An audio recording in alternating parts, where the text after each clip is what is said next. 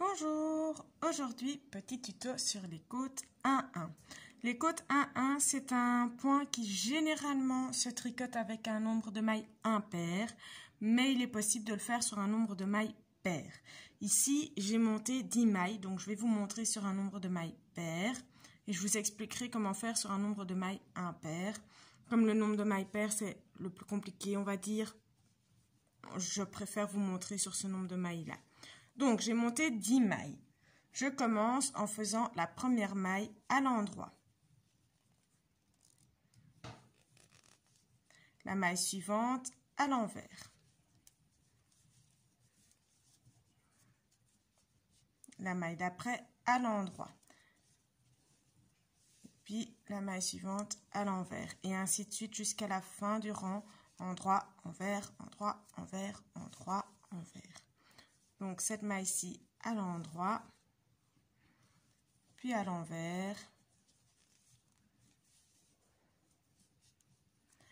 à l'endroit, à l'envers, à l'endroit. Et du coup, je termine à l'envers. Je retourne mon travail. Et là, je vais devoir tricoter les mailles comme elles viennent. Donc, c'est-à-dire, j'ai terminé avec une maille envers. Ça veut dire qu'une fois le travail retourné, cette première maille est à l'endroit. Je dois donc la tricoter à l'endroit. La suivante est donc une maille envers, parce qu'il faut de nouveau alterner maille endroit, maille envers. Après ça, une maille endroit, une maille envers,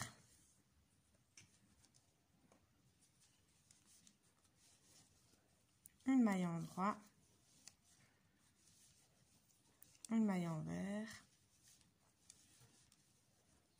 une maille endroit, envers et de nouveau une endroit et une envers.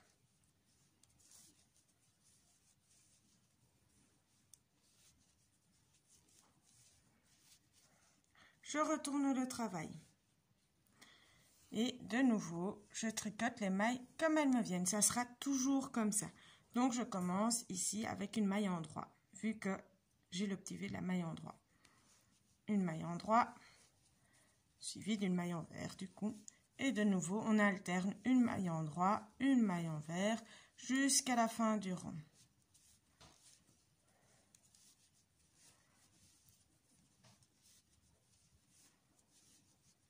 Ça va être comme ça sur tout votre travail. La côte 1-1, c'est un point très facile, c'est un point de niveau 1. Donc, il est très simple. Vous allez vite prendre le truc. Vous voyez déjà un petit peu ce que ça donne.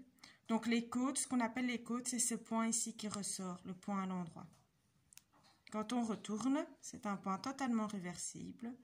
On a exactement la même chose. Je vous refais un rang pour que vous ayez bien compris, puis je vous explique pour le nombre de mailles impaires. Donc, une maille endroit, une maille envers, une maille endroit, une maille envers. Et ainsi de suite jusqu'à la fin du rang. Une maille endroit, une maille envers, on alterne endroit, envers. Envers, endroit et envers. Voilà. Vous voyez qu'avec 4 petits rangs, enfin vous l'avez déjà vu avec 3 rangs, ça montre directement le dessin. C'est très rapide et c'est un point que vous pouvez faire sur le nombre de rangs que vous voulez. Pour le nombre de mailles, donc avec un nombre de mailles pair, on commence toujours par la même maille au début.